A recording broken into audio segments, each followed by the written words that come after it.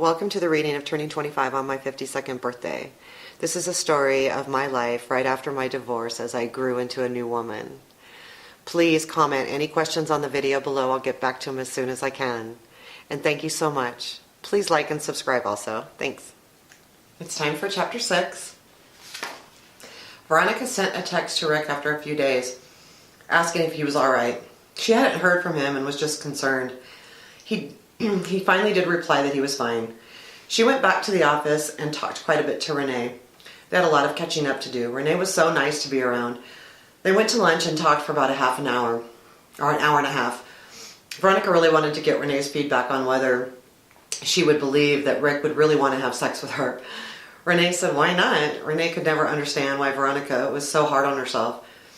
But she was her friend and she needed to make sure to continue to listen and hopefully help her see herself the way everyone else did, an attractive, intelligent woman. Veronica was proofing a document when she received a text from Rick. He wanted to say hi and see how she was. She responded that she was looking forward to seeing him again and hoping that it wouldn't be too long. That started a conversation, which would be Veronica's do or die, depending on how she would answer the next text. Do you really want to have fun?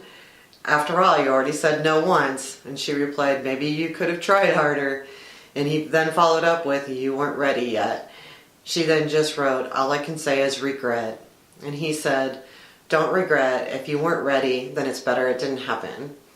She just sent him a smiley face. She thought that was so nice for him to say. So often men seem to just not care. The next couple of weeks passed. Their texts became more frequent and a little more sexual. Veronica really didn't think she would ever get into the sexting with someone, but she was having so much fun. They were only getting started. The texts were still more flirty with a little sexual content. The next time he texted her was to tell her he was going to be in Denver for the weekend at the beginning of the month. She was very excited that he would be in Denver. Fort Collins is not that far away, only about an hour and a half, but he had his kids frequently, which made it difficult for them to connect. They were both looking forward to their first encounter. Veronica was a nervous wreck about it. She was so afraid she wouldn't be good enough in bed or attractive enough. She didn't even know if she knew how to kiss a man. Their texts became much more sexual and closer it got to her visit. At one point, he told her that she better not chicken out. And she, of course, said, well, you better not either. She knew she put herself in a position where she couldn't say no.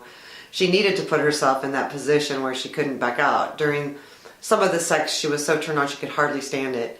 But at the same time, she would think, what if I'm not really attracted to him? After all, I don't ever remember thinking of him in a sexual way at all. And that was probably because she never in a million years would have thought that a man in his 30s would have ever wanted to be with her. She really never thought any man would want to be with her, but especially not a nice-looking, fun-loving 32-year-old. She put herself in a position where she could not back out. She was not a tease, so if she said she would, she would. She never thought that her sex drive would come back like it has. She thought she was an ice princess from hell.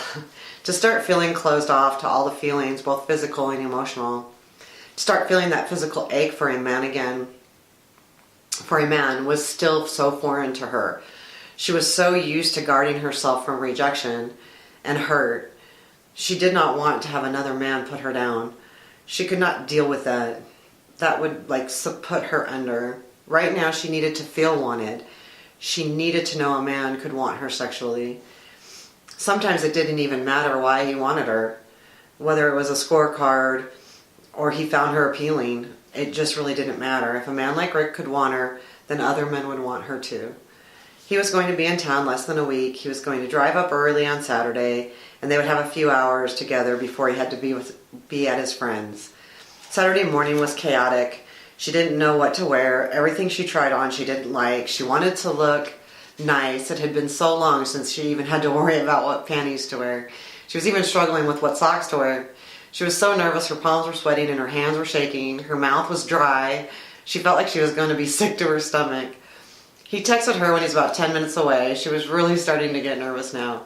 Her heart was beating so fast, no matter what music she put on, wouldn't calm her down. She was trying to play Miss Strong Woman, but it was failing miserably. He arrived at her house. She was so afraid she was going to trip when she went to go answer the door. After all, something had to go wrong. She made it to the front door with no bruises or twisted ankles, and she took a deep breath and answered. Anticipation, oh my, it was crazy.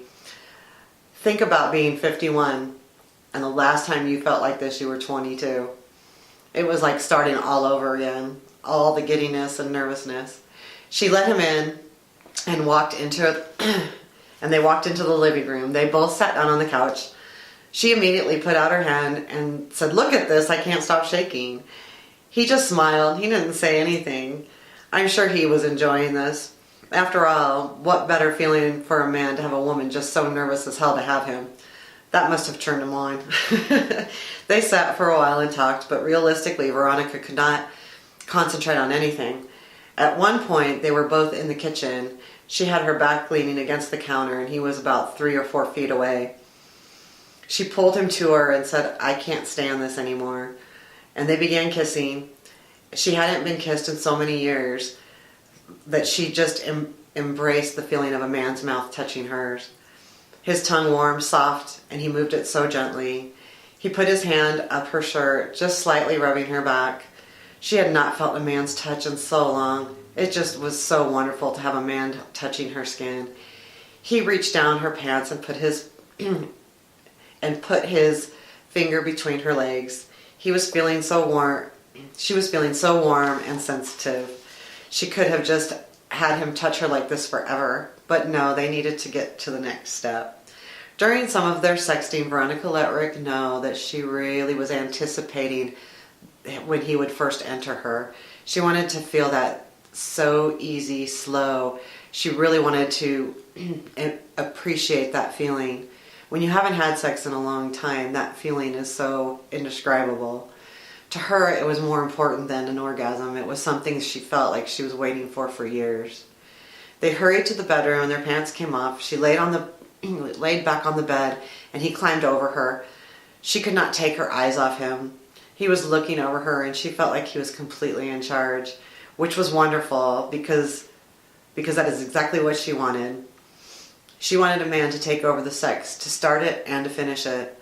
She spread her legs for him and put her hand on him, wanting to guide him in her. Just wanted to have that full sensation. Well, he must have been just as excited because for just a moment he had forgotten what she had asked for. He entered her somewhat fast and hard, but instantly pulled slightly back, thinking that she wanted to appreciate that part. While that may not have happened for her, she still felt a very pleasing giddiness about it. She felt wonderfully sensual and appreciated that he wanted to enter her fast. It made her feel like he wanted her even that much more. It was wonderfully delicious. His expressions were fabulous. She couldn't even remember the last time she looked at a man in the eye during sex. Not even her ex-husband. And that was chapter 6, and it was quite an anticipation thing, waiting for that day to happen. And I think I had mentioned in another video, it had been, in our marriage at least 8 or 9 years. It had been 10 years that she hadn't had any sex at all, and a man touching her at all. And even in the marriage before that, it was so sporadic. It wasn't very often, but it was like a whole new thing for her. So, think about not having, someone touch you of the opposite sex, or, in that kind of physical relationship that you haven't had for such a long time. It was very, very, I can't really describe, I'm not thinking of the right word, but, I really did feel like I was a young woman again. And not in like the physical manner, but just in the way I felt emotionally, and how great it was to, be so excited about something like that. So it was really a huge deal for me. Huge. It really opened up a lot of doors, and also made some things very interesting along the way. So we'll see what happens next. Thanks.